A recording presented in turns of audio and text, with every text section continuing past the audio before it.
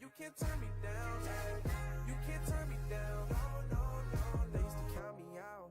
Now they tracking all my wins, that's why me numeros uno are people you and we know you fiending for fake bitches, tasteless, needing some Mio, follow through with the reload, aiming big as my ego, remember, can't live for the lamps, burning wood for the heat, used to need food stamps, now my mama eat the greens, headline on my shows, on a bigger picture screen, try to tell me that I can't, I'ma look back and scream, you can't turn me down, you can't turn me down.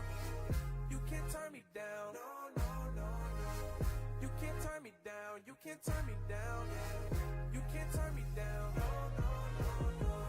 You can't turn me down, you can't turn me down, you can't turn me down, no.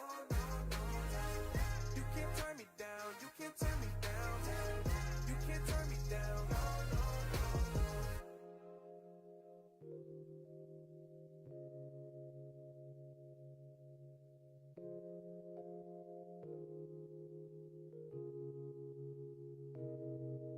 I never miss it, hit fresh like spearmint, flame spitty, the flavor pitted, seared in, product of melodic experiment, the grand design of experience, thought they wouldn't see me now, couldn't level the resilience, screaming you can't turn me down, knowing they can't turn my spirit, Miyazaki with the weight, I'm on my studio Ghibli, got the whole team feeling giddy, trying to get paid with no limit, people be down the wave, but do I look like I'm solid, keep it moving every day, yeah, you can't turn me down.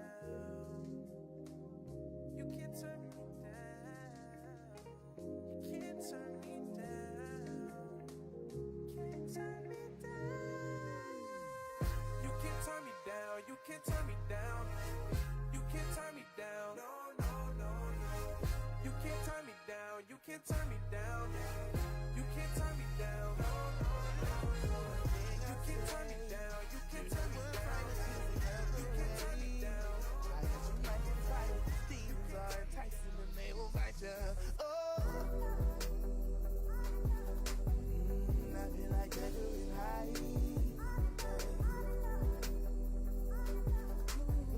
Cause I can make up my mind. Yeah. I feel like chocolate. Yeah, I feel like chocolate high. Feel like chocolate. Yeah, I feel like chocolate. Yeah, I feel like chocolate high. I know they caution me to stay back, but every instinct wants to extinguish that flame back. The feelings don't hit you on your way back. It's so inside, well, just how spiteful I need payback. I got a handful of cash and a list full of demands, but I'll probably change my plans, cause I always do. I don't do what I thought I'd do. This is my dilemma. I guess I'll always be a sinner. Ooh. I feel like I'm doing high.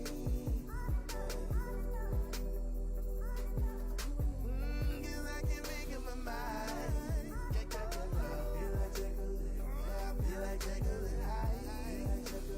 Yeah, I feel like chocolate. Yeah, I feel like chocolate high. Every time I'm dreaming. Every time I'm dreaming, I can't think, I can't breathe, I can't handle what's inside of me. I can't handle my society brain. No, I can't handle what comes out of me. I can't think, I can't breathe, I can't handle what's inside of me. I can't handle my society. Out of me. What can you do? What comes out of me? What can you do? We bang drums and bang out. Candy paint with smoke shout. If I was in the shout, but I'm not. Yeah, these vivid dreams paint a vivid picture. African soap on my skin. Do half the things I do for my kid. I'm a demon 2 bars straight sin. Tonic water with the gin. If you like to buy the bread, trick, I'll probably kiss you on the face. All these kids don't feel the music. All they feel is drooping face, but I feel them too. Cause I'm a demon too. And you can see it too. So just play cool, just play cool. Pay bills, stay still. That's all they ever feel. That's all they ever pay bills, stand still. That's all they ever feel. That's all they ever pay bills, stand still. That's all they ever feel. That's all they ever pay bills, stand still. That's all they ever feel. That's all they ever. Some beats, seal defeat, reppin' the north, heal the streets, keep it discreet. Marry on me, marry on my, ducking the 5 and on the 5, June and July, August, got the hardest feeling like a target on my back, in my feels. All I know, I claim the real, y'all bang, I bang the real. No guns involved, the love is here. Smashing off the top, I'm so amazed. At least made the beat without a phase. I swear to God, I'm making feel it enough. You ain't felt enough, guess it's time to change. Pay bills, stand still. That's all they ever feel. That's all they ever pay bills, stand still. That's all they ever feel. That's all they ever pay bills, stand still. That's all they ever feel. That's all they ever pay bills, stand still. That's all they ever feel. That's all they ever. I'm a demon too, 'cause I'm a demon too. So don't worry about it, don't worry, ladies. 'Cause I'm a demon too, 'cause I'm a demon too. So don't worry about it, don't worry about it. 'Cause I'm a demon too. Hey guys, I hope you guys enjoying the pizza, but if everyone can start coming into the room, we're gonna get started. It smells like a lot of cheese in here. This is a real Wisconsin event. I want to thank everyone for coming out today. This is a beautiful crowd. I love the diversity, the continued diversity of Milwaukee. Yeah, man, thanks for coming. Round of applause or just wave your pizza.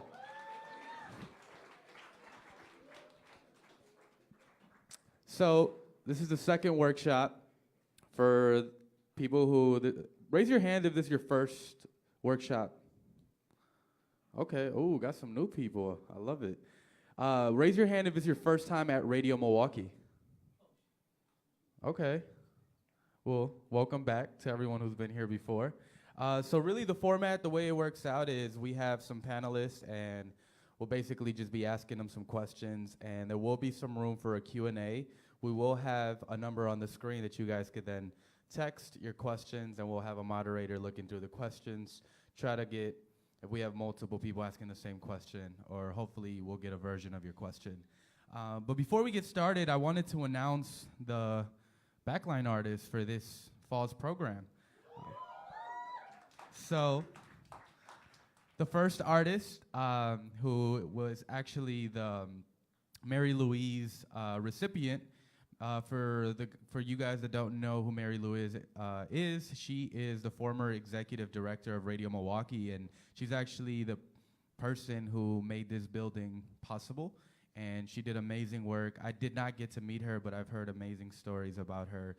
And yeah, so the first artist spent 10 days in London, and he worked on his album with producers in London and actually had the opportunity to record with where Michael Jackson recorded some of his early albums, and artists like SZA and Young Thug and Adele. And he also got the opportunity to perform at the venue where Jimi Hendrix has performed, and Adele and Ed Sheeran, and his name is Lex Allen. So he's not here today. He actually had to do a show, but I will pass on the energy that you guys shared. The next artist is one of the most hardworking producers that I've ever had the privilege to be in the room with. This guy works harder than anyone I've ever seen before, and I'm not just throwing that lightly. Like, he spent 18 days in LA, every single day in the studio, and then he came to Milwaukee and spent well over 12 hours every single day at my studio overnight making a mess and leaving crackers and all kinds of stuff all over the studio. But he's been working really hard. His name is Crystal Knives.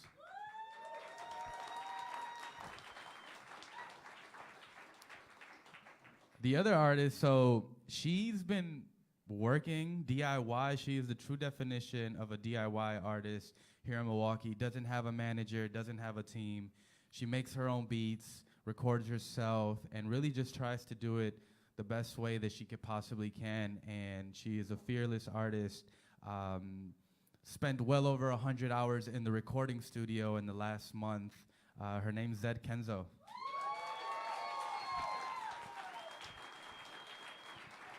Work harder, Zed. Work harder. And then the final artist, she's a local superstar. I got the opportunity to see her work in the studio, and I've never seen an artist who can lead a whole studio session, everything from the drumming to the guitars to the songwriting to the coordinating of a full record. And I'm still in awe. She has a new album coming out soon, and she just released a new single. It's amazing. You guys should listen to it. Her name is Abby Jean.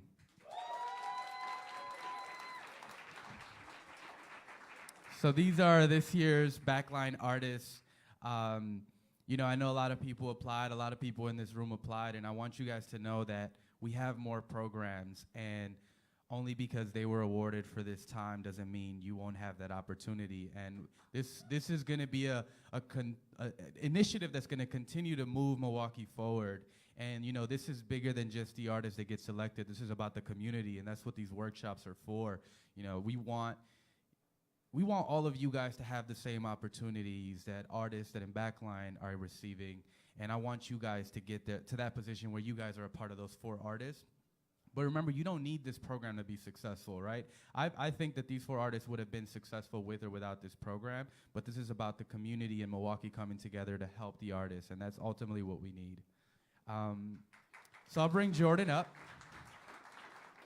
and he could talk about the people who really helped put this whole thing together. Make some noise for our fearless leader, Mag. I'm gonna sit down for a minute, Mag, and be relaxed with the peoples, because that's how I like to roll. So this is how this works, y'all. Like, we're investing in you, literally. Like Mag said, what we're doing today, this is a master class in this particular subject. We're talking about production and songwriting today. We're not gonna stop doing this. This is gonna continue to happen. I've had the fortunate opportunity to work at Radio Milwaukee for almost 11 years now, and when I became the program director, coming from the scene, I mean, this is all I wanted to do. All I wanted to do was quit my job, get in the van, and go with my band and just be on the road. That was all I wanted to do. And now I think to myself, when I see a younger version of myself that comes into this studio space and I want to give him or her an opportunity to make sure that they don't have the hurdles and they don't have the difficulty to get to the place that they want to be. That's exactly what Backline's all about.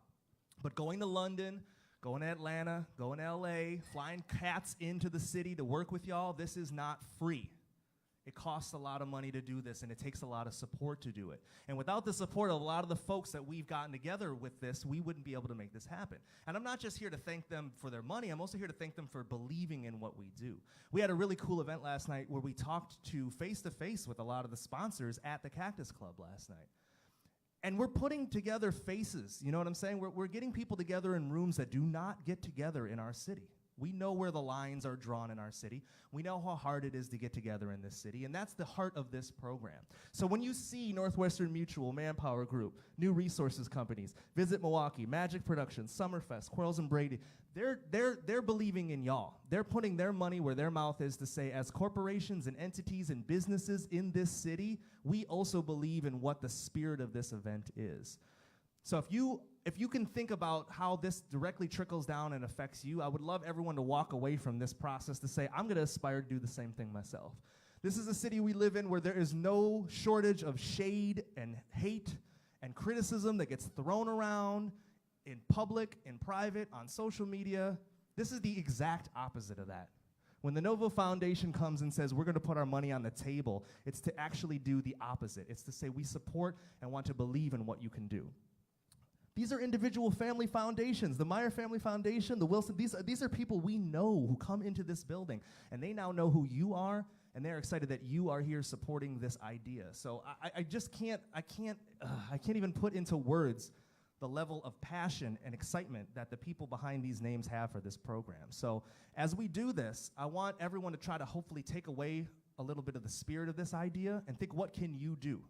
If you meet someone here today and you have a skill, a talent, some wisdom that you can impart upon them to trickle that down.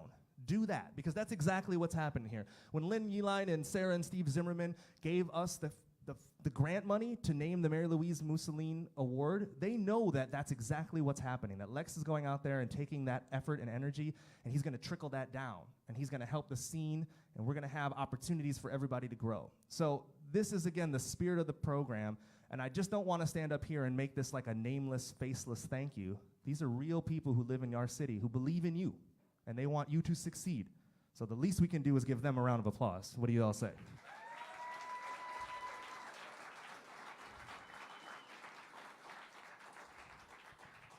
We also have people who are giving us stuff as well, which is another thing that we need a lot of this program, right? We need PR work. We need instruments. We need pizza so y'all don't get hungry throughout the day today. So again, it's a lot of individuals. You've seen, we've gone through these slides, who are giving what they can give. So if you give what you can give, together we can go a really, really long way. All right, today we're going to have a two-way conversation, as we always will have at these events, all right? Take this number down, put it in your phone. That's the 88.9 main studio line. You can text this anytime. You can request a song. You can say hi to your DJ. And today, you can text Mag directly with your questions. So 892-8899 is the number. As you're thinking of questions throughout the presentation, just text them. We're going to be gathering those questions, and we're going to be filtering them, and Mag's going to be going through and getting to as many as he can. But the other reason we want to text the questions is that that informs Mag and the team of what we're going to do next. If we start to see themes where everybody in the room doesn't understand X, Y, and Z, then that's the next workshop. That's how we're going to move this forward. We're all doing this together, so this is a two-way conversation. I want y'all to know that. You can also use this QR code, but those are fucking confusing as hell. So just text the number. It's a lot easier. All right. I want to thank you again and welcome you into the 88.9 studios. And the other thing I wanted to say as the program director, a lot of people say, like, how do I get my music on 88.9? You just message us. That's as simple as that. You'd be amazed at how much we don't know about what y'all are doing. And I know who a lot of y'all in the room are. But when we don't have a conversation with each other, we need to build community together. So go to our website, email me, email Tariq, email Marcus, email Dory, email Kenny. Let us know what you are up to. We get together regularly. We have a music meeting every single Monday in Studio A where we talk about what music is coming out and what is on our radar. So you share that music with us. We will share it with the community. I have seen about 6 or 7 friends that I've just made in the last couple months through this program, and their music is now being played on our All Milwaukee channel on 414 Music FM, because I didn't know them without this program. So this is helping me, and it's helping us in what we do to play Milwaukee music on the air and online. So we need y'all to keep that communication two-way with us so we can help this build. I'm going to turn it over to Mag. Thank you guys for coming again. Let's have some fun, y'all. Cool. So we have some really cool people here today. I've had the honor to work with both of these guys before, and they continue to inspire me. I follow them on social media, and I keep up with what they do. One of them's from Milwaukee. The other, his grandfather's from Milwaukee, so there's a connection to Milwaukee. I want to introduce Business Boy and Rush Davis.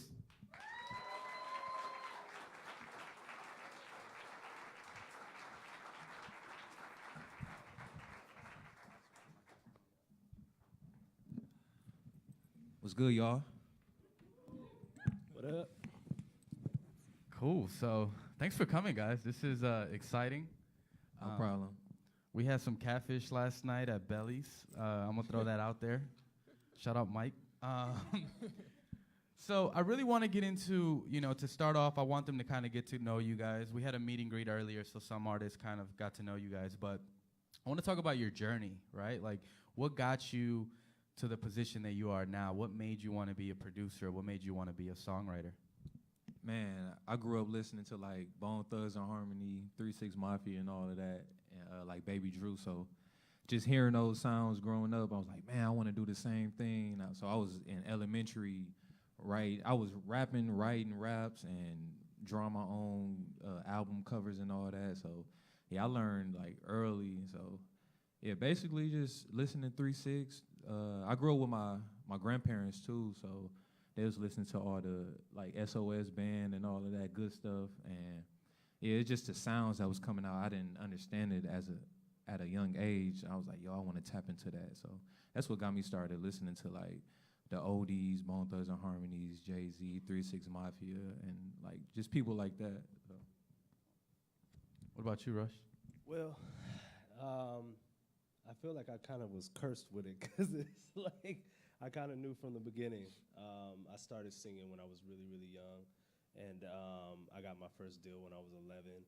And just the whole, I mean, just listening to music, studying music, being surrounded by it, because my grandparents, and my mom, she was super young when she had me. She was like 15, so she was just all about music.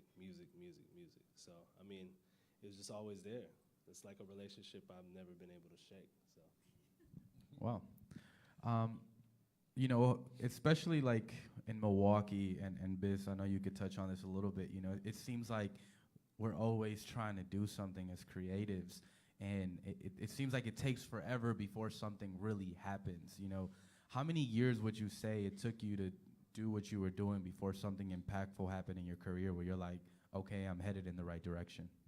Man, it took me like 10 years to even begin my career. So I graduated from Vincent High School in '06, and I got this program, FL Studio. And from then, I just started producing and just making my way around the city. And yeah, so I went on a journey like 2010, 2011. And literally like all those years was just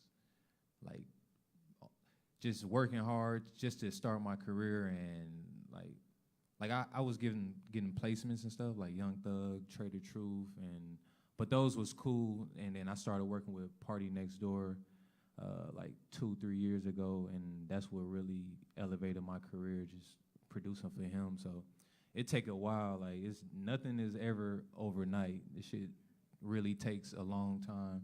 Some people get lucky, but I feel like if you make it too quick, you might fall off quick too, because dealing with music, you got to go through a lot. You got to learn. You got to go through tough like situations, and you got to just develop your mentality. Your mental got to be strong. So a lot of people make it quick and they just fall off because either they young-minded and they don't got good people around them. But with me, I feel like if I would have made it earlier, I probably would have fell off because I had a lot to learn, you know.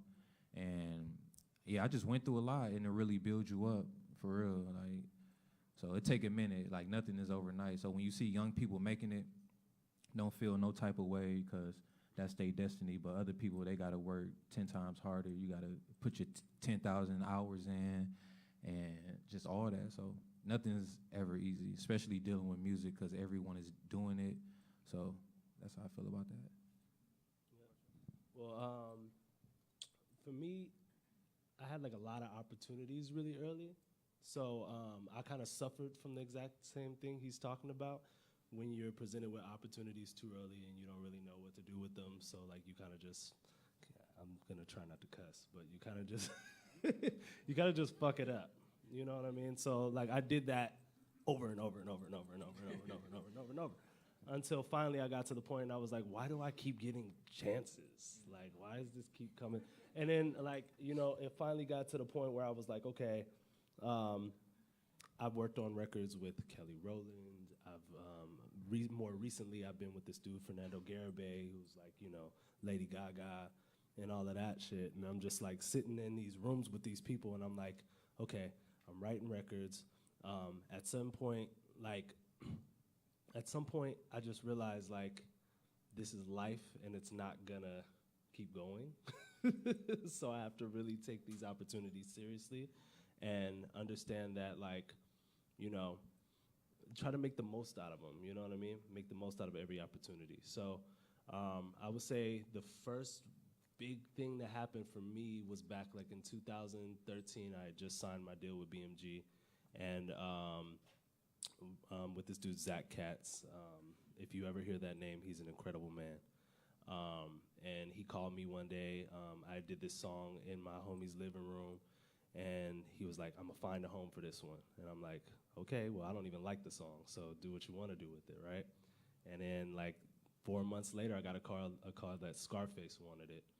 And then and he was like, but not only does he want it, he wants to keep you on the hook and feature you.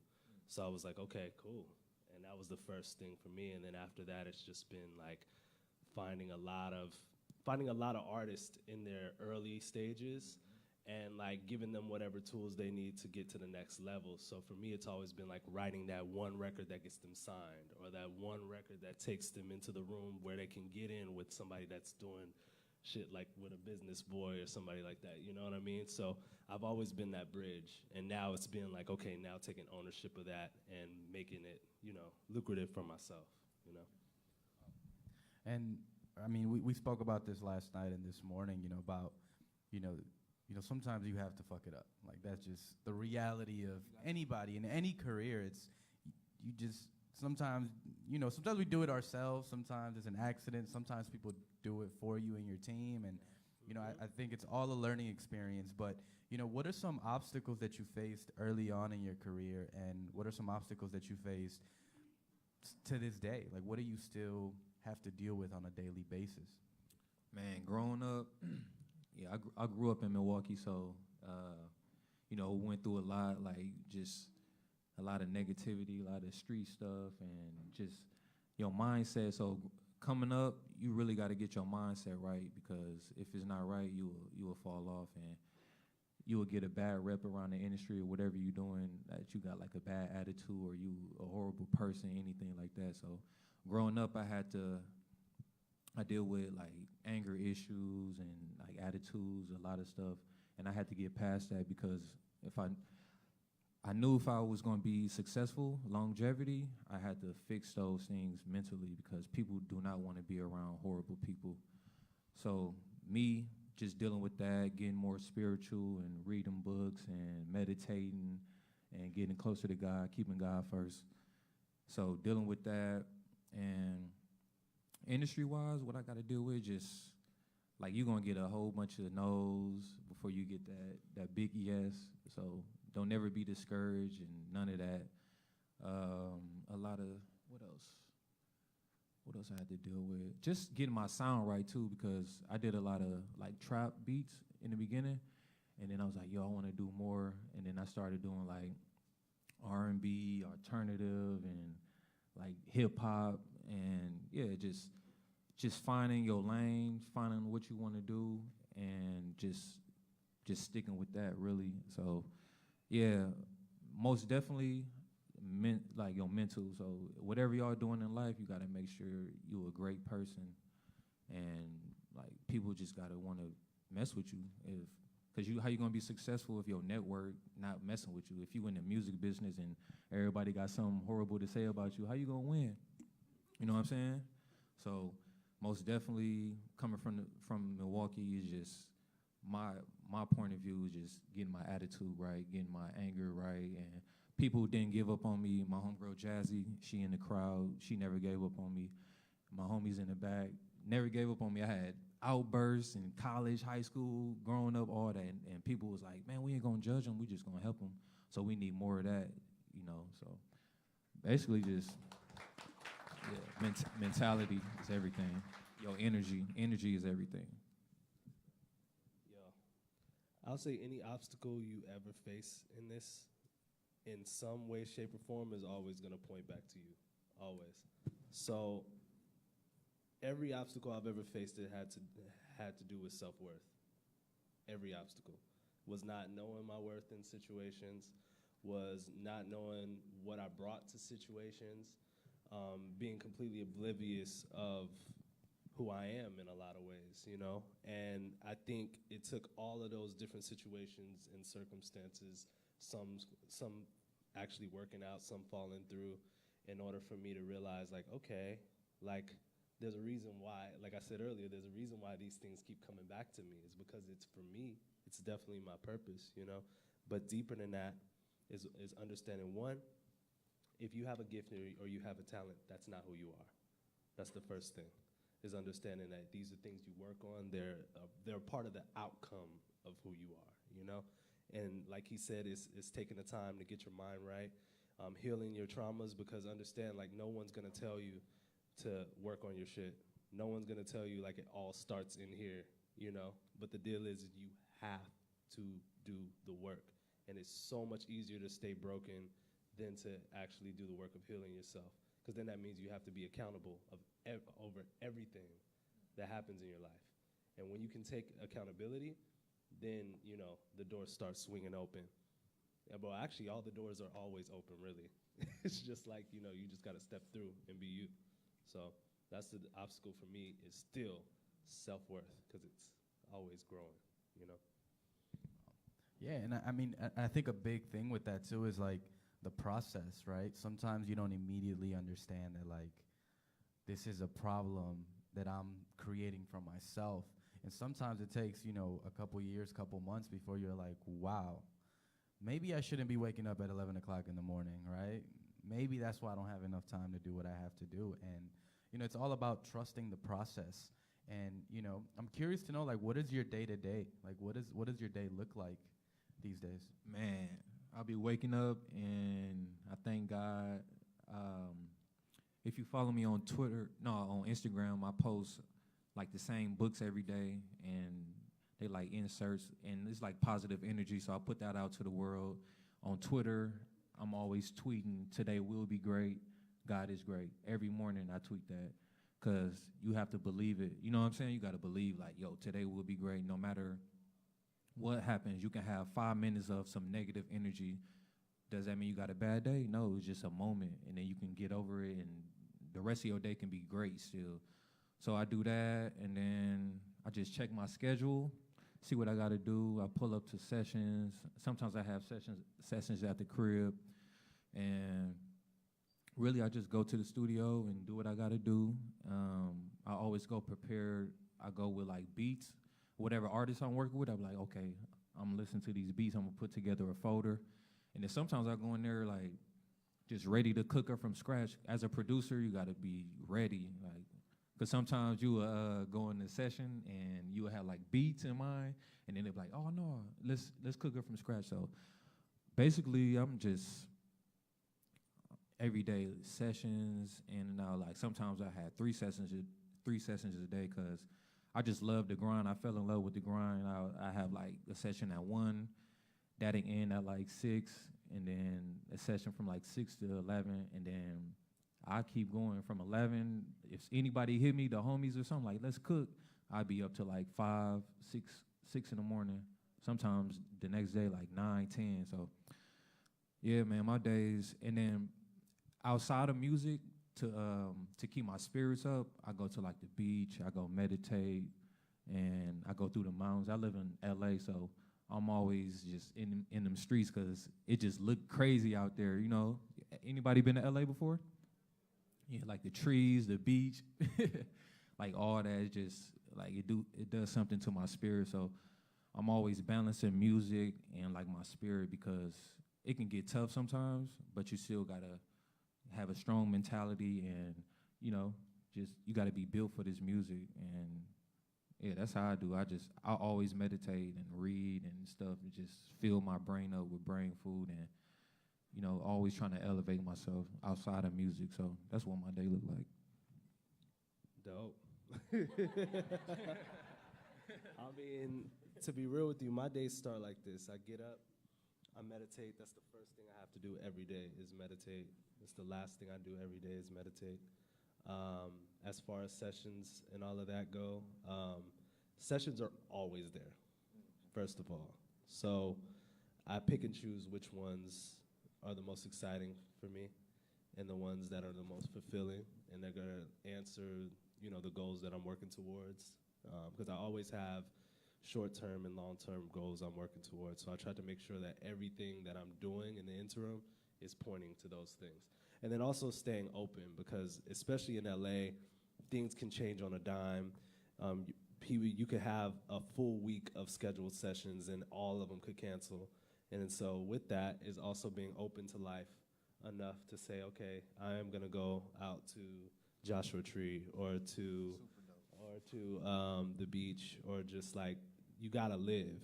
And the thing is like, you know, people trick you into this idea where like it's all about the grind, and it's not. It's so not. Like, you gotta live first. Because if you come to a session and literally you're just a machine, all you end up being is a tool.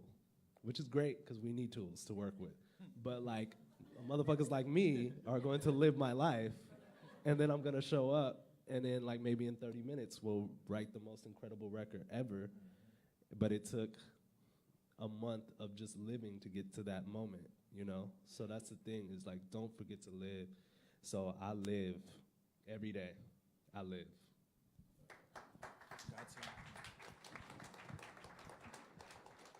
So I didn't have to I'm clap curious. for that, though. I mean, I got to live. No. And I'm curious just because I know, like, I mean, we all deal with relationships, right? And, you know, something I've seen so many times is so many artists that have so much talent, you know, sometimes will leave their passion for like a relationship because they don't think there's enough time for both. You know, I'm curious if you guys can like share some tips on like, how do you balance your personal life and your work life and maintain the right work ethic, but also can live and appreciate life as well? Man, yeah, life is a balance. With me, I know that, like, I love to grind, but just like what he said, you gotta live. So I love coming back here and just seeing my peoples, and you know, I love every time I come back here, it remind me of what I'm doing it for.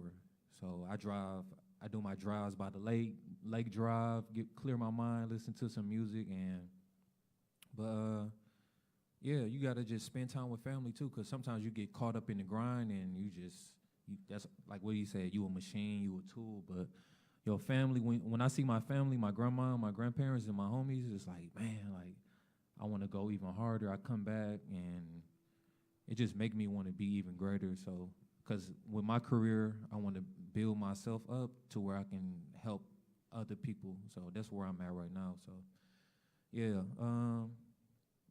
really just don't grind heavy, but spend time with family and friends and travel, live your life. So how I balance my stuff, I get my work done, and sometimes I throw on Netflix and watch like Ozark or some stuff like that. You know what I'm saying? Get some time off, and cause like what he said, you do gotta live. That's why I take drives by the beach and I go meditate, and I get all this energy just to go back to the studio and put that energy into the music. So you do gotta live, and that's why artists, they go missing for like 2 years because they gotta live life. Like Usher Confessions, he had to go through that, and that's a masterpiece. If he didn't go through that, we wouldn't have Confessions, you know? So you gotta live, you gotta talk about it, and you gotta make yourself vulnerable, so. I mean, in life, the balance of music or passion, whatever your passion is, I think one is, like, I've been in like an on-again, off-again relationship for like 10 years, right? And it's always been home for me. So sometimes you gotta give yourself enough room to grow, which means like sometimes that isn't with that same person, and sometimes it isn't always around your family. Sometimes you gotta take a break and really get alone with yourself, right?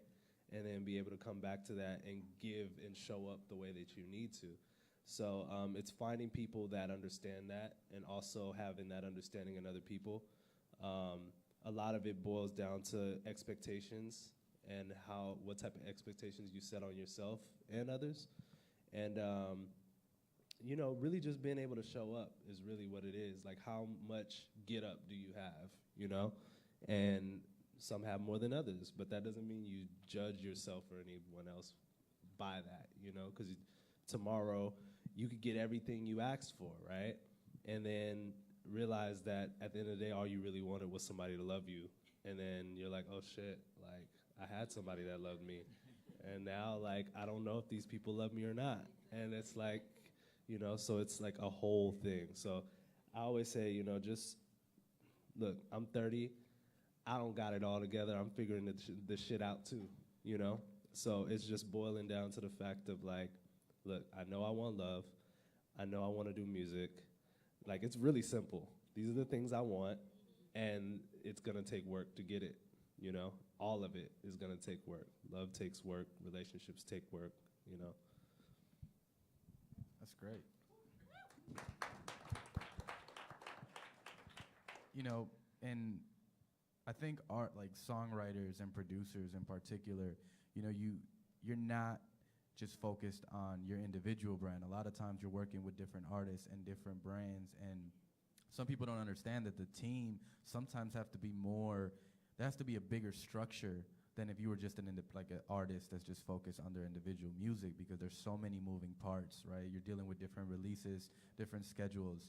You know, I would like to know a little bit more about your team, right? And how you facilitate your team as a producer and a songwriter, and what type of team it takes to be successful in this industry.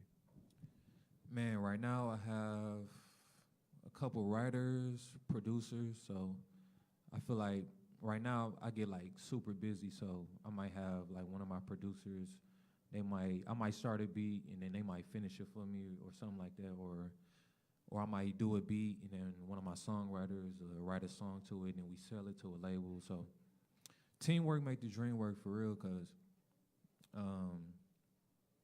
I wouldn't be where I am without a team.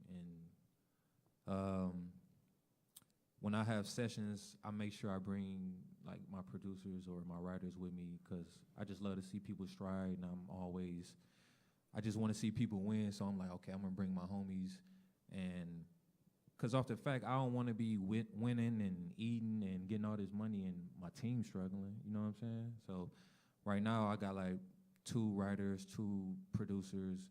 I have a manager, I have a business manager and a lawyer. So I'm not signed to no label, no publishing deal or nothing. So I'm like independent, just moving around like that. And yeah, my manager works at Universal. So he give me like different opportunities and stuff, and he bring it to the table. And yeah, I'm just really trying to build my team so they can withstand the industry by themselves too at some point. Yeah, so having a team, sometimes you gotta go through like different teams to get like your real team, your solid team, because you just gotta go through the trials and tribulations. You gotta learn people gotta learn you. And yeah, sometimes the team you with is like, sometimes you just gotta break it up, but it's not the end of the journey. You just go through life and you live and you find more good people, and one day you will find this team that meshes with everybody. Everybody knows each other, like in the ins and out. They know how you react to certain things. So you gotta have good people around you. Like probably like 2.5 years ago, I was like homeless. We was sleeping in cars. I had placements to my name, and I'm like, damn, why am I in a car? You know what I'm saying? And but the thing was, I'm with my team and we sleep in the cars, but I'm not even stressed. It was weird. I'm like, damn, I'm in the car and I'm not stressed because I got good people around me. And every day we wake up and we just getting out here, getting in these LA streets and just moving and grooving. And my homies would go to a session, they play some of my beats. I go to a session, I'm playing some records that we got. So yeah, having a team is everything, because I feel like once you by yourself, it's kind of hard, you know. You just need like more heads, more ideas, and more people moving with you and for you. So that's how I feel about that. As far as finding the team is like, I mean, that's an interesting idea altogether. I feel like 9 times out of 10, your team tends to be there already. A lot of times it's being able to recognize them, and how quick you recognize them is a whole thing. Like, you know, because there is a finite amount of time in this shit. Yeah. So for me, you know, I definitely have a manager. I've definitely been through managers. I had to understand really early the ones that had their own self-interest in mind, and that's fine, you know. And then also, you know, the ones that were looking out but maybe didn't have the resources or were on the level or had the same end goals that I have. So, you know, you have to make sure that your goals are aligned. Other than that, is being able to, how quickly can you cut and how quickly can you decide on people, you know? Because you have to cut sometimes, you know? In order for anybody to grow, you have to cut. And when you cut, it's understanding that if you part the right way, you always have a bridge and you always have a friend, you know what I mean? So it's understanding how to end situations without burning them down, because most people don't know how to walk away from something unless they create complete chaos in order to walk away.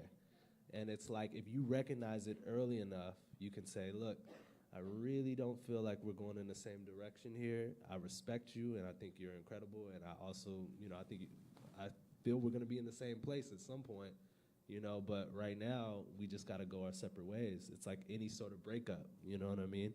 And with that, you start finding some people you just can't shake loose.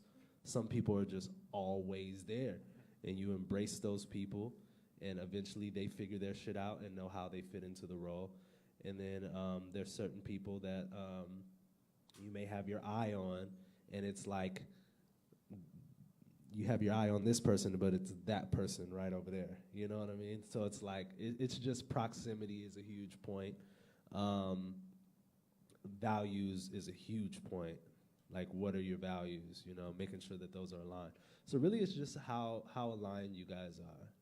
And the team, the proper team for you comes when you're ready to facilitate. And you can't facilitate until you have experience. So that's another part of it. So. Wow. I'm obviously very curious. I've been asking you guys a ton of questions since you guys got here. But inspiration has been, I get this question a lot here. Mag, I've had this block for weeks, or people will book sessions and they'll come in and they're like, Mag, to be honest with you, I can't think of anything. I'm curious to know, where do you find your inspiration, and ultimately, who do you look up to? When you're creating, what is the image you envision of yourself and who you want to be? If I get stuck, music-wise, I go to YouTube. I look up Jimmy Jam, Terry Lewis, Teddy Riley, Timberland in the studio, and I grab the energy from the video that I'm watching, and I'm like, oh, I just get it. I inspire myself. Damn, I see Timberland making the Dirt Off Your Shoulders beat for Jay-Z. You know what I'm saying? And I'm like, oh yeah, I'm inspired. So when I get in blocks, also I make samples. So some days I just play music, and I won't even put drums to it, and I just keep those just in case I got beat blocks, and I bring some of those up, and then I do drums on them, just stuff like that.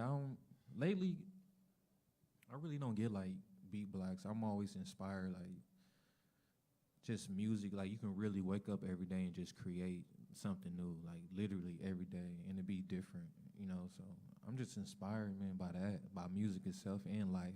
Just looking around, seeing people winning, seeing people you grew up with winning, getting their bags and everything. So I'm just inspired by different things.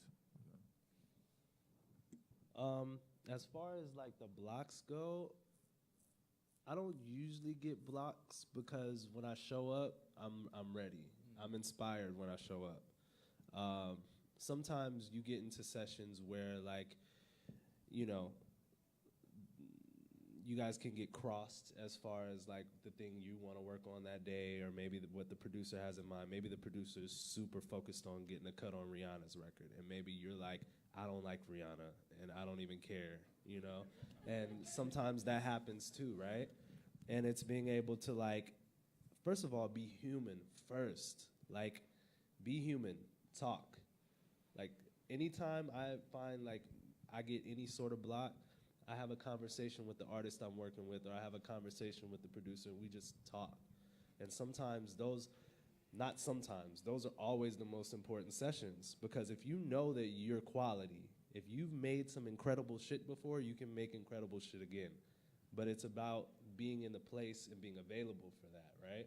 So what I do, say for instance, if I went to a session with him, right, and it's our first time meeting, first thing I want to know is who is he? I don't want to know who you are as far as what you've done. To me, 9 times out of 10, I don't want to hear the music that you've done already. I don't want to know, I don't want to know anything. Whenever my management hits me up about a session, I'm like, don't send me the music. Don't send me any of that. I don't want to know. I'm rare though. I'm not, normally people do want, to quality control in that way. But I don't want to hear anything. I want to go in, I want to meet the person. And then once I meet that person, from that relationship, then we start creating. And it's always great. It's always great. And even if it's not my best, it's still great. So that's the thing, is I allow myself to fluctuate in I guess you could say in like the level of greatness, but it's like I always show up and give 100% no matter what, you know. But that again, that varies from day to day. So, you know. Yeah, I mean, consistency is always like I think it's such an important factor. Yeah, it's the factor. It's you know, sometimes people will have that one record, and that one record becomes their career, and you know that works for certain people. But I think consistency is so important, especially when it comes to discovery, right? Like that word gets thrown a lot at every stage of your career, right? Early on, someone's like, I discovered them first, and then they have a big record, and it's like everyone feels like they discovered them. And you know, I'm curious to know, as like a producer songwriter, you know, what was your discovery moment? Like, what was your first placement that you felt like someone finally discovered me? I would have to say working with Party Next Door. So my homie Prep, we grew up together. He from Milwaukee too. So he started engineering for Party Next Door like 3 years ago. And we stayed together, and he was like, yo, I'm working with Party now. And he gave me the email, and he was like, yo, I'm still building, don't send nothing yet. You know what I'm saying? I'm thirsty. I'm like, I'm a producer. I'm like, man, I'm about to, this Party Next Door, I got to send him some stuff. And probably like a month after that, I sent this beat, and it's on his album P3. It's called Don't Run. So at the moment, I'm like, yo, I gotta send this to Party Next Door. And I sent it to him. He emailed me back like the same night. And then from then, the rest is history. Like, we started working. We dropped the song Don't Do It For You No More. Then we dropped Cuffed Up with Quavo. And then the album dropped. And I was like the only producer that had 4 cuts on the album. And people was like, who is this Business Boy cat? And the whole industry like, yo, we gotta work with Biz. We gotta work with Biz. So working with Party Next Door helped a lot. I had stuff before then, but like working with him was like, it really blew me up. And after that, I worked with Black. Black album dropped 3 months after, and then it was like another level. They're like, yo, so Black was I think he was like the first artist that I worked with that was like from the ground up, like right before he blew up, I was working with him, and then I just see him just blow up. So it was crazy seeing that, like Party Next Door and Black. I would have to say those two, and then the rest is history. So this is gonna sound crazy, but when my mom discovered me was like the moment, because it was really a thing. So what happened was, you know when you're young and your parent asks you like, what do you want to do? You want to play basketball? You want to go do, football? Like, what extracurricular activity do you want to get into? And I said, I want to be an artist. And I was 11 when she asked, right? And she was like, okay, whatever that means. Like, I mean, she didn't even know how to respond to it. And so I started like doing little talent shows, and like she would come, and then I did this one talent show in particular for I was in 3rd grade for my little elementary school, and after I sung I Believe I Can Fly by R. Kelly, right?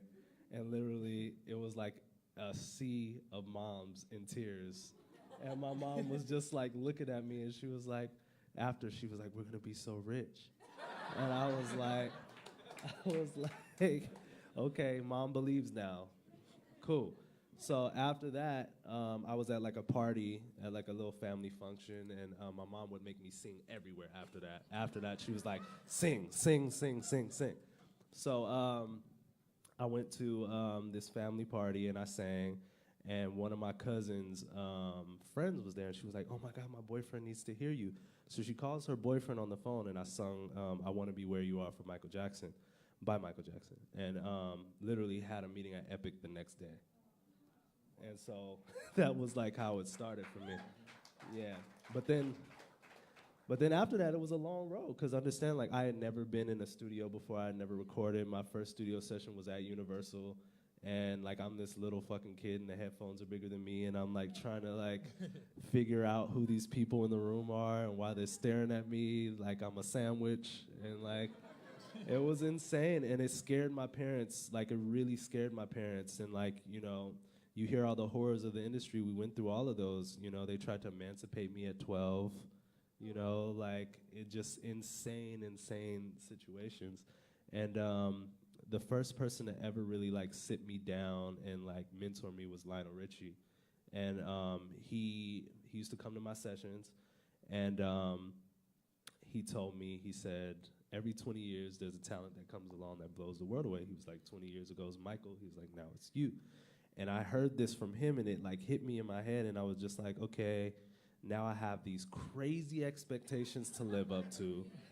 And literally, I, like, spent the first 26 years of my life completely fucking that up, because, like, it's daunting. You know what I mean? And, like, there's a lot of traumas associated with those situations. So, like, one of the more recent things that happened for me, because I stopped doing music when I was 15, and I started back up again when I was like 21, 22. And shortly after that, got signed again and, like, did all that shit. And I was at a party at Kelly Rowland. She was renting this house in the hills right before, like, 3 months before she had her baby. And I was there with my boy Glass John, and my boy Glass was like an animal in the industry, like, had the worst reputation, was like, he was insane.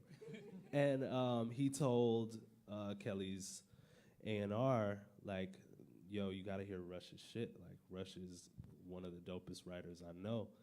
And he was like, cool, I'll give you the studio tomorrow. So, like, I went back up to Kelly's house. They had a studio in the house. And I did 2 songs. And the last song I did, I mean, I maybe wrote it in like 15 minutes, but it was just the hook and the verse. And I got a call that night, and they were like, she wants it. Like, she loves the song, right? So can you come back and finish writing it? So that's another thing. Don't think things have to be perfect before you submit them or show them to people. You know what I mean? Like, just put the shit out there. So anyway, I wrote the song, and then it was like crickets. Like, I didn't hear anything for years. Like, this was in 2014. For years, didn't hear nothing. My boy Glass had got a placement where Rihanna did, what's that record? Kiss It Better for Rihanna. And then he fell off the face of the earth. And then I was like, what the hell is going on with this Kelly Rowland record, right? And then I just so happened to be in my boy's studio, Melrose Sound in Hollywood, and Kelly was working out of the studio, and I was working with one of her writers that day. And so she came into the room, and she listened to the record that we were working on. She was like, I love this. Like, can you come into the room and, like, play us some of your stuff? And so I started playing the records, and I was like, you already have one of my songs. And she was like, what record? And I said, Conceited. And she was like, no. She's like, you wrote that? And I'm like, yeah. So I pulled up the email with the bounce, with my demo, you know, the whole entire thing. And she was like, no one ever said that you wrote on this record. And I was like, oh, wow. But the crazy thing is, you gotta understand, like, there is, like, divine forces at work at all times. And if you trust it, like, literally that moment could not have been more perfect, because literally she had heard all the records that I've been working on, saw the continuity of the records that I've done before, and I ended up writing 2 more on the project. And what ended up happening was I ended up getting the biggest percentage out of everybody on all of it. You know what I mean? So it's like those moments that happen, they're just affirmations, right? But more than anything, it was like I said, like, once Mom got it and then I got it, then it was like, okay, y'all, people can, like, A&Rs fall off and get put on all day. I've been in this industry for years and have seen so many tides turn. And my climb has been very gradual and very slow. And I'm so thankful for that, because now it's like, man, it was a self-discovery, you know what I mean? So, yeah. That's great. And you guys both kind of touched on this, the consistency level, right? You know, you get with Pete, Party Next Door, and you do these Kelly Rowland records. You know, after those moments, you know, you get a rush of, like, of energy, like, oh, you feel like you're on top of the world. How do you stay consistent after that? Basically, I feel like once you find success and you get a taste of it, you just want more and more. So you will, like once the party stuff dropped, I was like, man, I need more of this. And basically, man, it's just inspiration within itself. Like, I know when you wrote Kelly, it was like, a burst of energy just hit you. So basically, I'm always just energetic. I wake up, I'm just happy to be alive and happy to just create. So, man, that's it really. I'm just inspired like every day, like literally just waking up, meditating, and just going into the studio, knowing I'm gonna create something just out of thin air, and that's just crazy to me. Well, it's not out of thin air. It's God given, It's divine energy, but it's just still like just God just using me to help change the world, help inspire people, help change like the sounds of music and trying new stuff out. So yeah, that's how I feel about that. I think as far as consistency goes, is just being available and understanding that like either way you're gonna show up and you're gonna be you know. So in those moments, I don't get too high off of those moments, just because again, like it's a long road, and you learn that if you put your value of success in your accomplishments, then it's a void that will never be filled. So it's understanding that first, success is completely a state of mind. And once you're in that successful mind state, meaning you're healthy, you're able to get up and show up and be available to people and bridge things for people. Like it's having value in every aspect of your life, not just in music, but across the board. And when you can trust yourself enough to show up for yourself and everybody else enough, consistency isn't even something you have to check or quantify. Like it's just there. Yeah, it becomes a part of who you are. Wow. I think a big part of like both of your careers is artist discovery, right? A lot of times, I think we have a lot of producers here are probably like, how do I get placements, right? Like, I think that's the immediate question people ask, but I think people forget about the idea of like, you guys are out here discovering artists yourselves, and that's really how you create your opportunities. I mean, you guys could correct me if I'm wrong, but like, how do you find artists to work with? I mean, I think so much of being a producer and a songwriter is being an A&R and finding talent. And, I'm curious to know, like, how do you go about that process? Well, to all the producers in here, placements are dope. Rihanna's, the Drakes and stuff, but everybody in the world wants to be on a Drake album. Everybody going like, yo, I'm trying to get on his album. They're gonna send beats in, and the whole time Drake getting beats from his own team, like Oliver and 40 and Boy Wonder. He got his own team already, so you just asked out. So what you got to do as a producer, you know what I'm saying? What you got to do as a producer, you got to let it come organically. Like if the opportunity comes, okay, that's good. But as a producer, you got to make your own team. You got to have your own artists. Because right now, like me and bro, we get like, he got Kelly rolling, but he probably developing his own artists. I just signed the artist Symphony Soto, and basically we have control of what we want to do instead of chasing placements and then the label taking the masters and then they trying to give you this much money and they got all the control because you like, yo, I need the money, I need this opportunity, I need this artist on my beat, but you can just do your own thing, like let it come organically, but don't be too thirsty. Don't chase it like, yo, everybody want to work with Rihanna, Drake, all these people, but you just got to do your own thing. And as a producer, look at like Timberland. Who you got? Missy Elliott, they attached to his name. Aaliyah attached to his name. Teddy Riley. We got Backstreet. Who else Teddy Riley had? Guy. He had...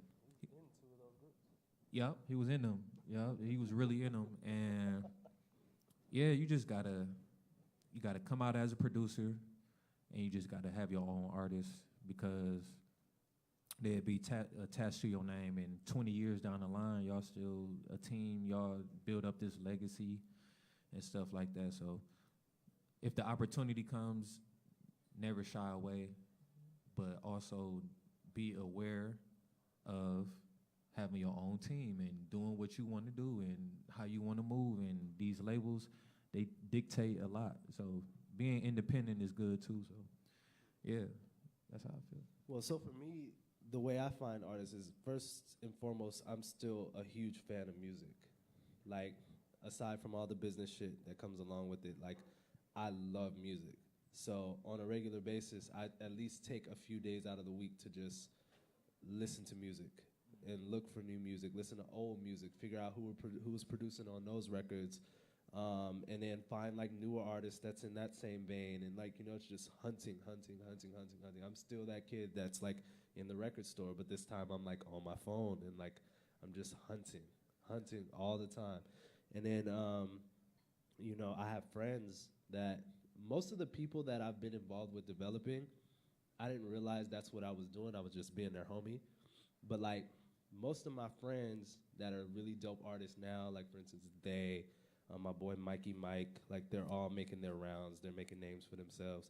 But these are people that when I met them originally, they were producing. They were just producing. But you recognize something in people, right? And that's the thing. I'm pretty good at noticing the other things at work. And so I'm like, okay, I see you're producing because you're afraid of being on stage.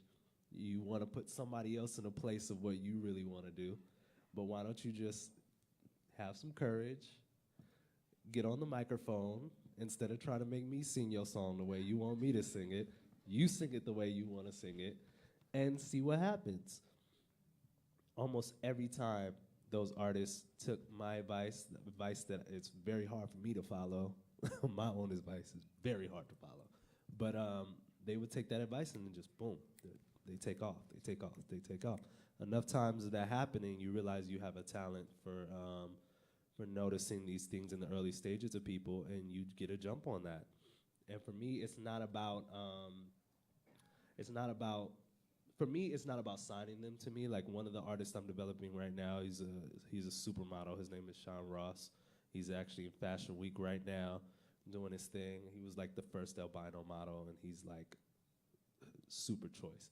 But he's my homie, and literally I would pick him up from the airport. We would play my songs. He would be singing my songs, and I would listen to him sing, and I'm like, this nigga can sing. Like, he's really tight, like really tight. And while we're chilling, he doesn't know, like, I'm building plans, I'm seeing shit. Like, literally, I'm like, once he decides, I know exactly what producer to link the situation with. I know what type of songs he needs to be singing. And literally, it was just up to him. And the moment he made the decision, it was funny because will.i.am wanted to sign him, and he made, like, the decision for him. He was like, you're an incredible artist. I see it in you, right? And then I was like, yeah, I've been saying this for years now. I'm like, if you're ready, let's go. And literally, we spent 6 months just completely developing him as an artist and coming up with songs and all of that. And for me, artist development isn't something separate from having sessions and creating songs. If I get into a session with you, we're not just writing a song. Like, I'm seeing what your shit is, and we're gonna like figure it out, and we're gonna put a record to it. Like, we'll make a soundtrack to it, but you know, that artist development and discovery factor, that's every session. That's every session. Because for me, I'm just like, I walk into the session ready to make the most incredible thing ever. You know, that's my thought. It's like, I want it to be something that lasts in history. You know what I mean? And with that, that's the way I approach everything. So if I meet one of y'all out here and like, y'all say, oh, I just put a song out, don't be surprised if right there I listen to the song right in front of you. And I'm just like, okay, this is cool. Let's keep in touch, you know? And sometimes it's so moving that I'm like, I need to see you tomorrow. Come to the studio. Like, let's go, you know? So. Yeah, and you know, a lot of times, I mean, you guys mentioned this a lot about like guidance, right? And sometimes it took you guys to push someone to get to where they had to go. And I'm sure there was someone behind both of you who was like, just do it, you know, just push forward and get to where you want to go. So I have a series of questions. We don't have to get too in depth into them, but I'm sure people have these questions, and then we could get into the Q&A. What are some common false perceptions about being a producer songwriter, and what are the real expectations about being a producer and songwriter in this industry? I know Business Boy, you mentioned like you had placements and were still homeless. If you guys could touch a little bit on that. Being a producer, the whole industry just wants you to. It's crazy because they want you to make like hits like every time you get in the studio, but you just like me. I'm getting in there and I'm like, I just want to make good music, and sometimes like the labels or whoever I'm working with or whatever, they like hits, and it get like weird. I hate when like an A&R in the room and they just looking at you. I'm trying to make the beat, they all over my shoulder. I'm like, bro, like I'd tell them to get out. You know what I'm saying? Yeah, you got to kick them out sometimes. Like, bro, let us creatives be in this room and create. Get out of here. Like, the labels be having like this business mindset. It's like all numbers and money and sales and all this shit. But really, I just get in and do what I got to do. I love working with people that understand. So, yeah, I just get in, and even if it's not like a super hit, like if it's good music, it's good music. Like, people don't be making hits like every single session. You think Drake makes hits every single session? No, It's like, you know what I'm saying? You got a million songs for real. So the expectations is crazy, but I move how I want to move, and I work with who I want to work with. So we got like a common ambition to like we just gonna work, and then if we get a hit, we get a hit. But yeah, that's it. I ain't gonna go too deep into it. I think, is one thing, like, how do you quantify a hit? Like, what is a hit? You know what I mean? And, I mean, obviously, it's something that makes a lot of money and a lot of opportunities for a lot of people, and there's formulas to those as far as, like, how to write a pop song. Like, there's a formula to that. However, to, like, really create a smash, you have to, like, literally capture lightning in a bottle while understanding how to make something that's so authentic that like when you hear it, it's a lot of unseen, unspoken factors, but there is a formula to writing a hit song. However, I'm not interested in any of that, so that's part of my shit. I really don't care. I would say the expectations in this industry, or people from outside of the industry, is that, you live this lifestyle of like money and all of that. And really it's like, no, the industry, this is an industry that has a lot of opportunity, and you can capitalize off those opportunities. However, it's all on you. It's all on you. So waiting for the right team and for the right situations and all of that to happen takes a lot of time. Also, it's like, I think what it is at the end of the day is the expectation. We have super high expectations coming into this industry, and it's understanding how to check those. You know what I mean? So I think for me, I'm at a place right now in my life where my expectation is to show up and be great. That's my expectation. I have expectations of myself. I don't have expectations over the songs that I create. I don't have expectations over the people I involve myself with. All I say is, are we gonna be great today? Are we gonna show up and do what we need to do? Or I'm gonna go home, I'm gonna go to sleep, I'm gonna do whatever I need to do for me. You know what I mean? So like, the expectations, man, you gotta check those. I think a lot of people in the audience are very curious on how they could get in contact with a songwriter or producer that they really want to work with, including you guys. What is the appropriate measure of reaching out to a producer and songwriter, and then what are also things they should have prepared for when the connection is made? If you're a writer, artist, I feel like when you networking, like go up to people, talk to them, but don't talk their head off. Like tell them your name, tell them what you do, and try to make that connection within like 20 seconds and then keep it moving, because some people get irritated when you talking, oh yeah, I love this song, I love that song. Oh yeah, back in '87 you did this. Oh yeah, this and that. Like, dog, be quiet. Like, you know what I'm saying? Like, you get in there, tell them, and then they have the choice if they want to mess with you. You know what I'm saying? But another aspect, like Milwaukee is only so big. So if y'all, anybody in here inspiring to be great, like really take your money, travel, and invest it in travel. Like, for real, like, the world is so big, y'all. Y'all got to get out here, shake these hands, go to LA, go to Atlanta, go to Miami, New York, whatever, and hit these events. I be going to, like, events, they like music industry stuff, and I just be rubbing shoulders, and I'm business boy, I do this, and I keep it moving. My manager there, and we just be networking, and we keep it moving. We ain't trying to talk your head off, but if they gravitate to you, then you can talk. You know what I'm saying? You show, like, oh yeah, I mess with you. Where you from? And then that's when you engage, like, in real conversation. But in the beginning, don't try to talk people head off, you know? So. I'm actually gonna go a little bit in depth on this one because this is literally like how I've been able to change my life and bring opportunities, well, surround myself with opportunities time and time again. One is the meditation thing is so real because you gotta learn how to read your own shit first. So once you know how to read what's going on in you, when you go to these little events and stuff like that, you can see things in people. And it's not their outfit, it's not what they have on, it's none of that. It's always this openness, right?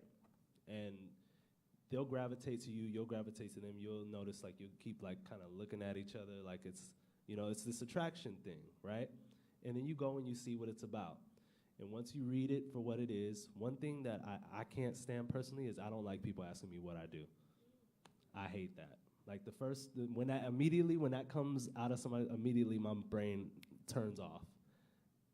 Try to get to know people. Keep it human.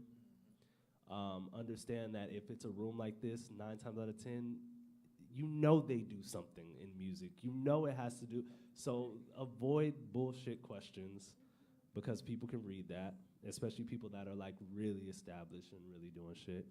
And like he said, try to keep it light, but also know how to measure it. Because if they want to talk, they'll keep talking.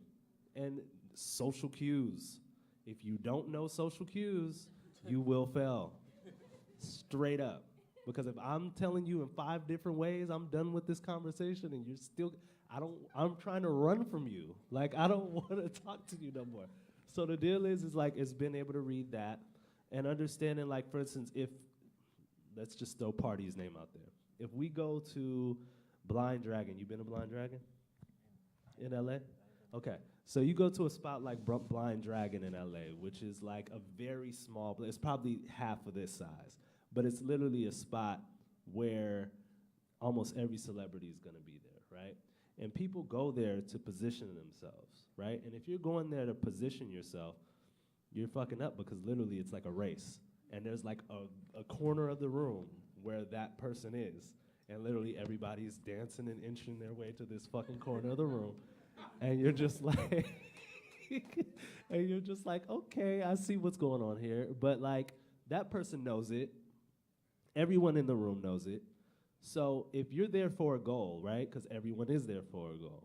And if your goal is to get in with this person and make a connection with them, you want to swim in the opposite direction of where all the bullshit is going.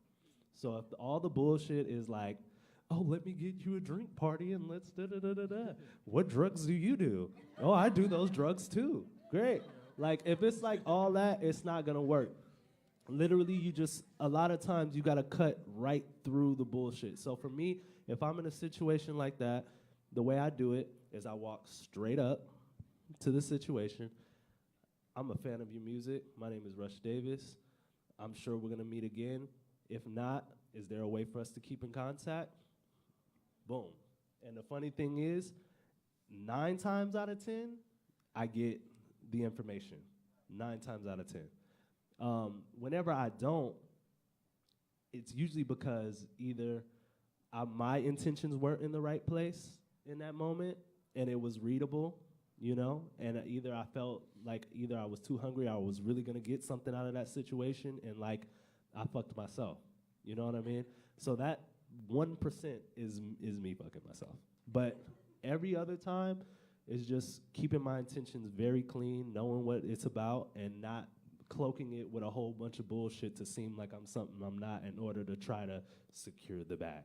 So the thing is it's understanding, like, you know, social cues are huge, huge, huge. If you see somebody talking to a girl or talking to a guy and they're like really in it, like, maybe don't make this the moment when you go up and bare your soul and tell them, you know, I've been working as an artist for 10 years and I've just really been looking up to you and I want to. They're not going to hear it, you know? So really learn to read social cues, and also understanding that if people aren't getting back to you, look at yourself.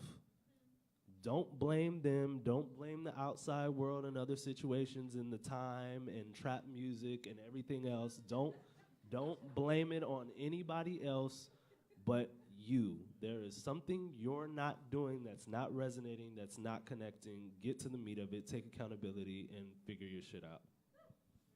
Y'all heard that? I've been trying to tell them, Rush. They don't listen to me, man. You know, I think it's an important question, and it's one of the last two questions I have. You know, how do songwriters and producers get paid, especially early on in the career? You know, I see a lot of producers get taken advantage, and, you know, I see songwriters get taken advantage a lot, in particular because you can trace a beat, but you can't trace words, you know? So I'm curious to know, like, what are things that they can do to protect themselves to make sure they get paid and make sure they get taken care of, especially early on in their career? Well, you gotta have like representation, and cause sometimes as a producer, like you so thirsty to get this check, but the standard producer rate is like 7,500. But sometimes the label, they like, yo, labels ain't trying to like pay you, you know what I'm saying? So they trying to give you 2,500, 3,000. But if you by yourself as a producer, you like, oh shit, I'm gonna take that money, I'm gonna take that bread, whatever. But if you got representation, your manager can be the bad guy. They're like, no, we ain't taking that. We need 75, we need 10,000, whatever. You know what I'm saying? And a lot of people get taken advantage of because they don't got people like a good team or people just trying to look out for them, you know? And I feel like as a writer, in his situation, the industry be trying to play writers. Like, producers get paid, but the industry be trying to play writers. They ain't trying to pay them. Or like, if you do a song, it's like production fees. So some songwriters, they get up the ranks and they can add like 2,500 to the production fee. So if you, or more, whatever you want. But as a producer, like if y'all making these songs together and you just got to build up. Like, it's weird with songwriters. I don't know why they treat songwriters like that. So you really got to do all these records just to even be considered like a top tier or whatever, and they want to pay you and all this stuff. So producers most definitely get a manager, or if you want to be the bad guy, just be like, no, I ain't taking that. I need all of this. And if you a songwriter, it's just, I don't know why it's harder, but they just make it harder for songwriters and stuff. So, yeah, I'll let you touch on the songwriter part. Well, first of all, it's crazy because it always comes back to self-value, period. And the thing is, most producers, like he said, there's a standard rate for producers, right? As far as songwriters go, they try to give everything on the back end because understand, like, when you have the bed, when you have a foundation, people are willing to invest in a foundation because you can build things on top of it over and over and over again. So if I'm buying a beat from you, I could put 10, 15 different songs on top of it. But if I'm buying a song, even though I'm a songwriter and I'm pouring everything into that moment and trying to give you the song, you know, you may just not feel it, you know? And with that, you know, we do live in a state of flux for that reason, and we're consistently battling all the time with our sense of self-worth and what does it mean to us and how much are we worth, right? First of all, one of the best piece of advice I got like 4 or 5 years ago because a lot of us songwriters are producers too. And it's dangerous because the moment you realize that, it becomes an uncomfortable situation for everyone involved. Because there's times I've been in sessions where I'm like, you know what? This beat is cool. Oh, this is the big one. Being able to speak up. Because as a songwriter, you come into sessions, and it may be the dopest beat you've ever heard, but it's not inspiring you. And you got to be able to say, can we hear something else? You could start halfway through a song and got an idea, and the producer's really excited about it and gassed about it, but you have this intuition that's telling you, nah, like, let's start on something else. Let's do something different, you know? And you listen to those voices, one, and then two, if you have production ideas, don't lock yourself into your role so much that you don't credit yourself properly. So that happened to me for years. I would walk into situations where, like, yeah, I did the melodies for something, or I wrote the concept and everything, but while I was in there, I was like, yo, maybe we should switch up the drum pattern. Maybe we should do this or that and move it around. They're like, yeah, okay. And then, like, I would hum different, like, guitar parts and different things like that, and they would do that too. And then, like, after it's all said and done, I'm walking away like, oh yeah, I wrote a song, but not really realizing I did produce on that record too, and I deserved credit for that situation. But I've been robbed out of so many credits off that alone. And when I finally realized, like, oh shit, I'm a producer too, I'm a songwriter too, I can do creative direction as well. So there's all of these things that I'm worth, right? So before I get to this session, you need to pay me this. Because I know when I get there, now you have me at the full axis of what I can provide you. I can provide you with damn near anything in that moment. So because of that, I know what I'm worth. Now I know what I need to charge. And if you're not willing to pay that, blessings. It's all good. It's all good. It's all good. It's all good. I'll catch you when you can't afford it. And I think it's important to note too, right? Producers, don't go into your next session to with a local artist and ask for $7,500 up front. All right. You know, I think especially early on in the career, know where you're at. You know, make sure the back end is okay, right? Make sure your splits are right. You're 50-50 on publishing. Make sure you're getting at least, especially if they're not paying you up front, at least 10% on the master minimum. You know, I mean, the standard rate is 4 to 7% on the master, but right now when you're starting off, always walk into every session with split sheets. If not, I mean, especially if it's early on, a lot of times it's relationship. But remember, relationships will change the moment money starts making, right? So make sure that don't ever allow a song to ever be released unless there's paperwork. And just so you know, if someone ever does release a song without paperwork, you can file direct claims with Spotify and Apple Music, and the song will be down in 7 business days. So make sure you guys are taking care of your business. And then if you guys do have questions, my email is always on the website. I've managed producers and artists, and if I don't have the answers, I have professionals I can reach out to. So yeah, that's all the questions I had. I have some questions from the audience I want to ask you guys. I want to start off with, this one's for you, Rush. Someone asked, when did you realize being a writer was your way to go instead of being an artist? Well, I'm still an artist. Let's get that straight. That never stopped. It's really just what presented itself and the way I had to show up, you know? So many times I would walk into sessions and I would meet an artist and they were going through shit but didn't really know how to articulate it. So I'd be like, okay, well, I know how to tell that story, and I would help them tell the story, you know? And time again, that's what it was. And then I got a reputation around town for being able to do that, and that's how it started for me. But it's never an either or for me. Like, I am all those things at once. I'm an artist, I'm a songwriter, I'm all of those things. So I didn't make any decision between either one, and I still don't know which way is the way to go because I'm doing both of them, so. This one is for you, Biz. What's your process like clearing samples, and does your process of sample clearance ever keep you from sampling? I don't sample like outside music, so basically for me to clear samples, I'm just sampling my own stuff, or I got musician homies, and they like a text away. So I gotta go through months of trying to clear a sample and like the stress that come with it. So like I get samples from like Q Beats and like OZ, these like big producers, and they send me like ideas without drums on it. Sometimes I have music and do like drums and stuff. So I stay away from like say like a Marvin Gaye. I'm not sampling no Marvin Gaye. I'm not sampling anything like that, like for real. So like in the beginning I was sampling stuff, but now in my career I don't sample nothing like for real, unless it's like the homies. So I try to keep everything original and in-house, because this is stress. Like Marvin, you sample Marvin Gaye, he gonna come for you.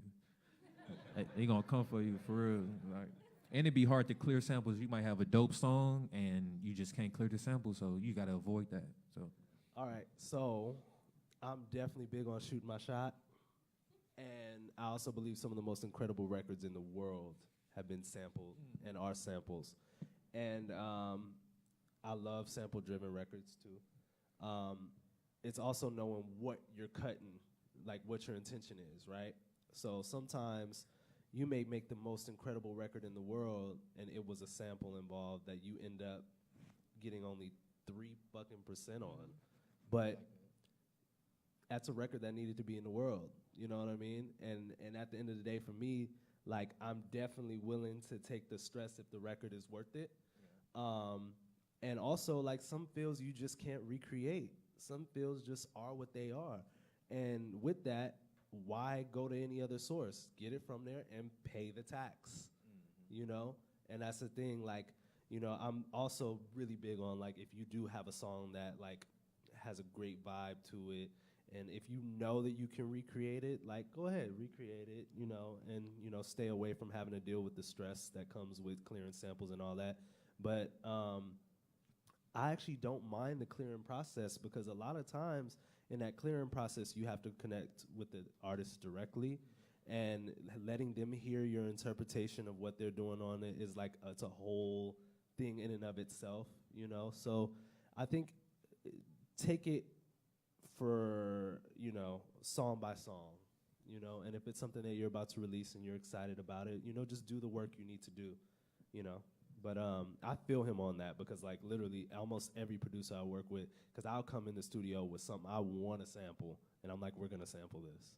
And they're like, but we're not going to get paid. And I'm like, well, that's fine, but we got to do this record. Like, but yeah. Cool. This one's for you, Biz. What was your first opportunity step that led you to your transition from Milwaukee to LA?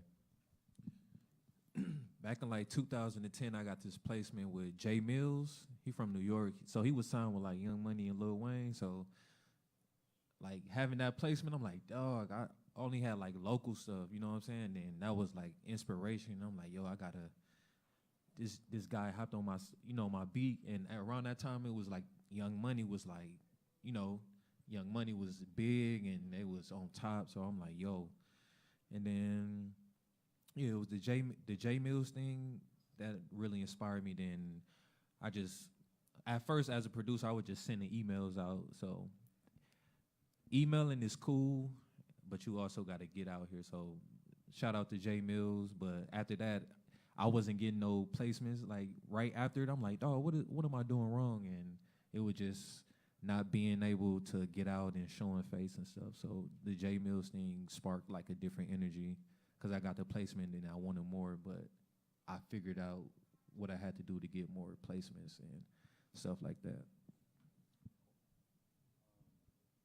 How do you guys balance the creative aspect of music and the business side? Can I touch on that? Mm-hmm. Okay.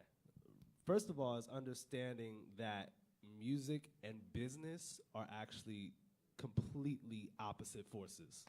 Like, music is creation, it's fluidity, it's all the things that have nothing to do with quantifying anything. It's like, it's life. You know what I mean? And the moment you put business, you're trying to capitalize on top of it, right? It confuses things. So that's the reason why a lot of us walk around confused majority of the time. However, there's people that understand the creativity and the science behind business.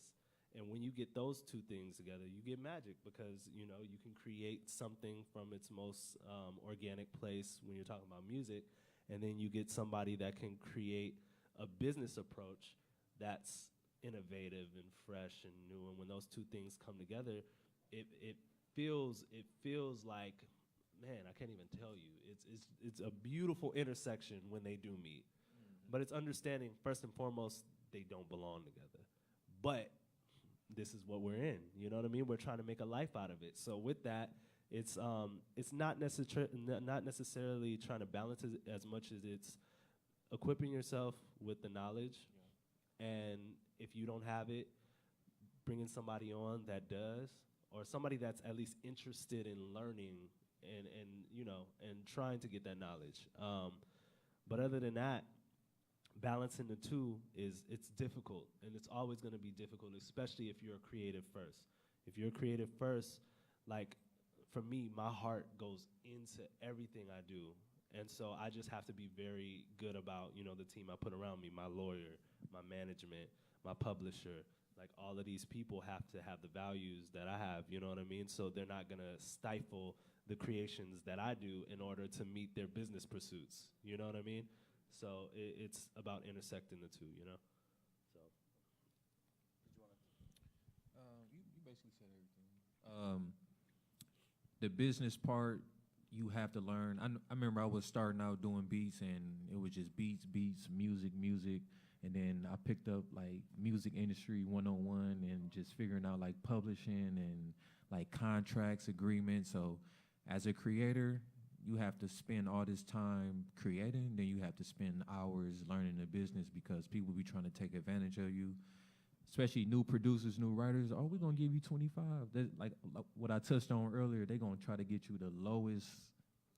These labels do not want to pay. They got all the money, $1 billion, and they want to give you the scraps. And we the ones that run this shit. You know what I'm saying? They just got in control a long time ago. Now they built up all this money, and we are making them survive. You know what I'm saying? And once we learn that, it's like, you know, we can do independent work and all this stuff. So just learn the business and don't let these people take advantage of you, because there's some crazy people out here. And yeah, so when y'all leave this place, make sure y'all get your heads in these books, go on YouTube, go on Google, and just learn about the business so y'all can be protected. You know, even if you don't got like a manager or somebody to look out for you, you can just always protect yourself. And that's what I did. Like when I moved to Atlanta, I'm just meditating, reading books, meditating on that, praying to God, reading again, reading about splits, reading about just everything, royalties and the masters, because once you get like a placement on these big labels, the labels own their masters. But if you independent, you own your own masters. You know what I'm saying? So that's. And the other thing too is being robbed will teach you.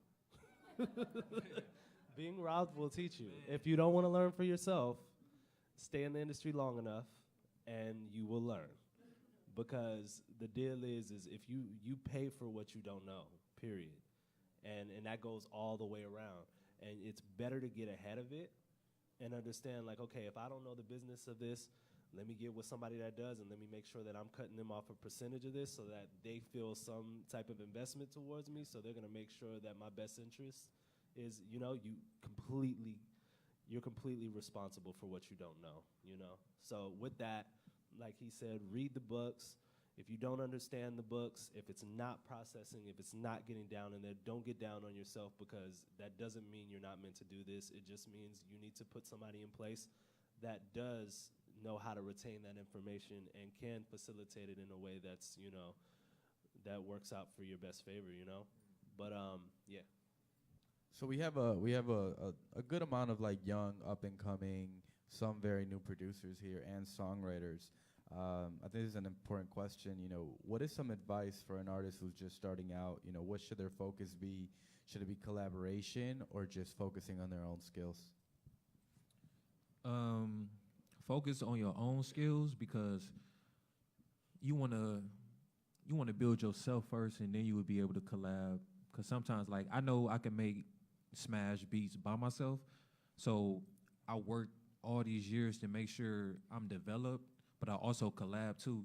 But you don't want to rely on collabs because once you do, it's like, oh, I need to work with this person or I got to work with that person to get a hit or to make some dope music. So as an artist, develop your own sound, get with the right people, get with the right producers, and y'all build up. And like the market here, you really got to travel. Like as an artist, you just really got to travel. The world is big. It's a big world. Like even LA in itself, you can meet so many people. And I always stress this: when you make money, pay yourself first. Go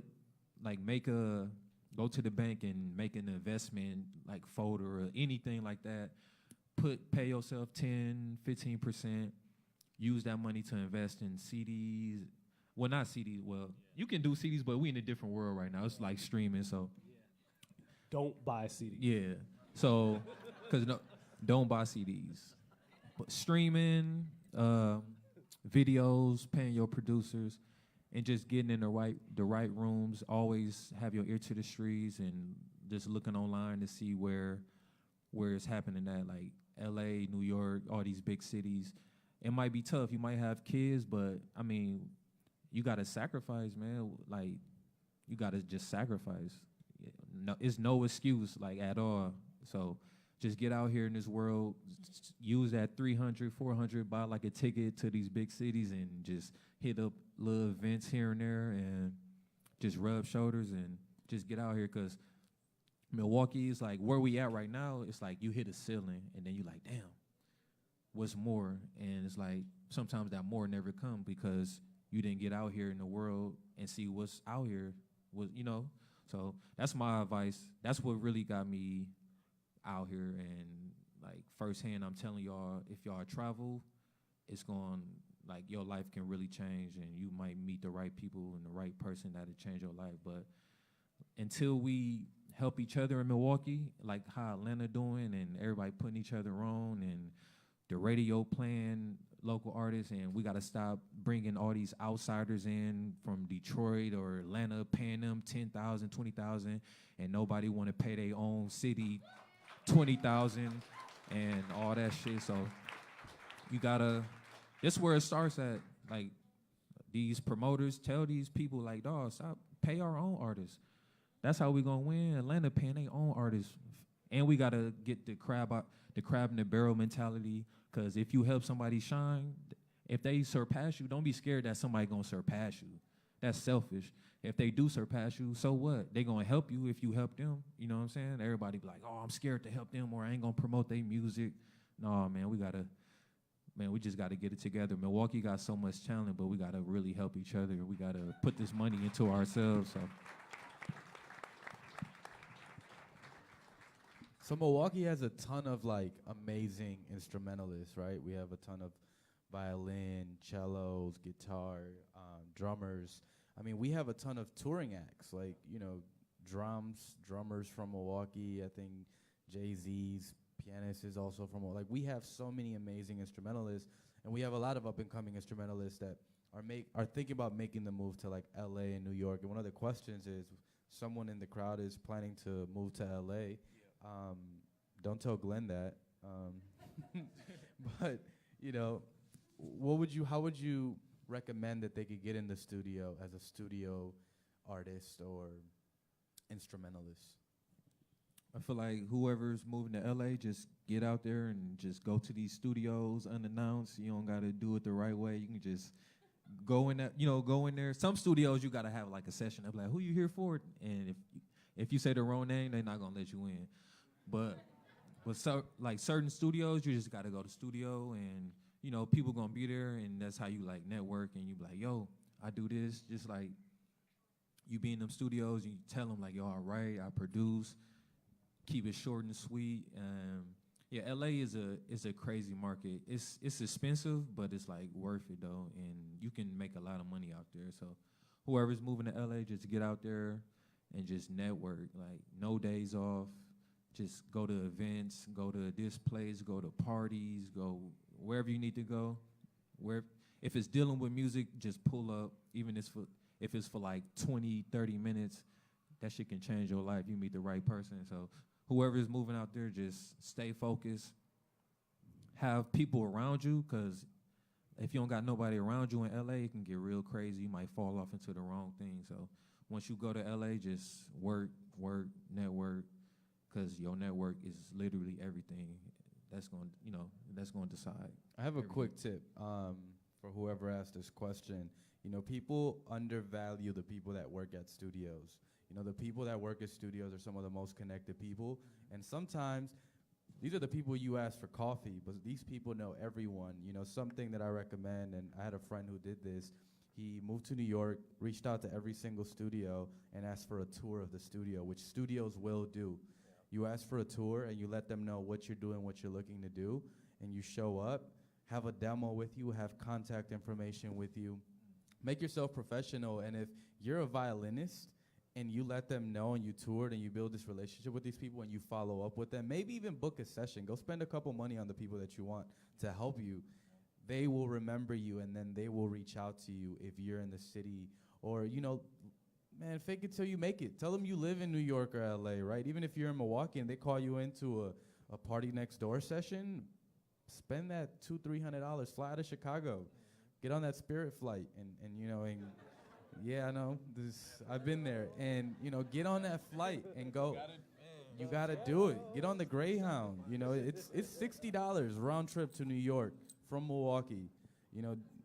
If you book it in like 2 weeks in advance, you can get there. So $60 and 200 in bags. Hey, take a book bag. Take a book bag. You don't even need a bag. Cool. So I'll ask one more question, and I think this is also more for the up-and-coming producers and songwriters.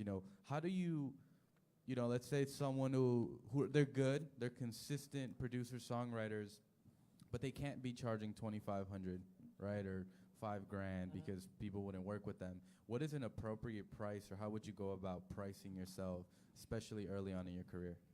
Always see what the budget is before you tell them your price, because you might undercut yourself. You might be wanting like 500, and they might got 2,000 for you. But if you be like, yeah, just give me 500, boom, 500. You know what I'm saying? So basically, the labels, if you get a placement with the labels, they gotta pay you. You know what I'm saying?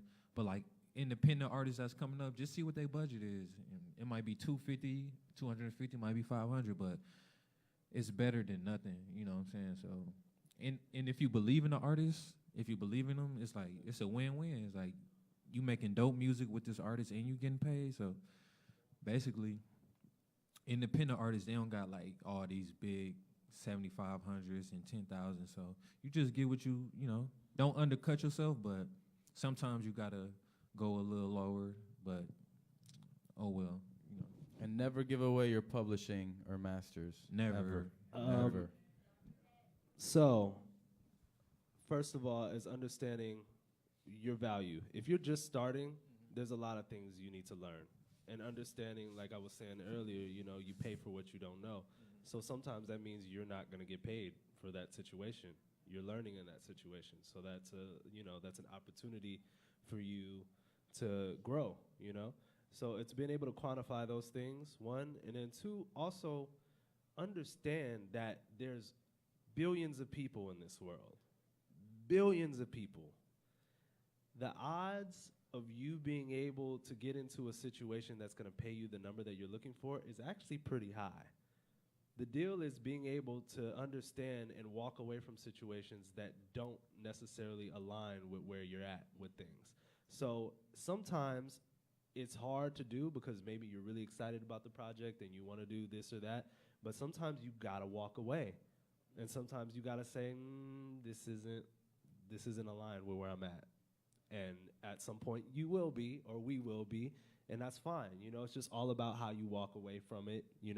But understand, like, you can get the rates that you're looking for, you can get what you're asking for, but it's about being very upfront about all of those things. And I would say too, like with what he said, asking for the budget up, like being able to talk about those things. Like, understand, no one wants to talk about money unless they're getting it, right? But the deal is it pays to invest in yourself, and it pays to invest in the people that you're working with. And if everyone's being compensated, you show up a different way. You know what I mean? And with that, it's like, dude, make sure you have a bottom line that you won't go below. Say, for instance, that bottom line may be $250. That bottom line may be $5,000, whatever it is. Have a bottom line you won't go below, and discipline yourself to walking away and accepting things that match the value that you've quantified for yourself. Cool. Well, thank you everyone for showing up. Can we get some round of applause for Business Boy and Rush?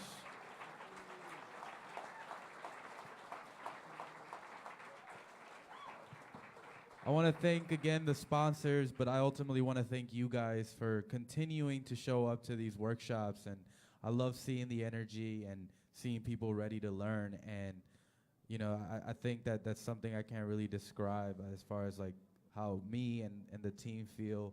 And hopefully we can see you guys at the next workshops. And if you're an artist, applications will open for the next program next spring. And hopefully we can see everyone here again at the next workshop, and I'm excited for everyone to apply. Thank you. One last thing. If any of y'all want to reach me in any sort of way, you can find me at Rush Like a Thrill across all platforms, Instagram, Twitter, all of that, and I do respond. So. And if you really want to get in contact with them, we have, let me put this QR code, although... Hey, look, I don't even know how to scan those things, but look, if you showed up today, you will receive an email. If you RSVP'd, you will receive an email where we're asking for feedback on the workshop, and we will direct you to their social media accounts where they have contact information where you can contact them. If you were at our previous workshop, you will understand how you're supposed to reach out to people and what to have prepared. And if you weren't at the last workshop, it's on the website. You can watch them and learn how to reach out to professionals like them. And thanks again for everyone for coming. Hope you had a good time. If there's still pizza in the back, take some pizza. 414.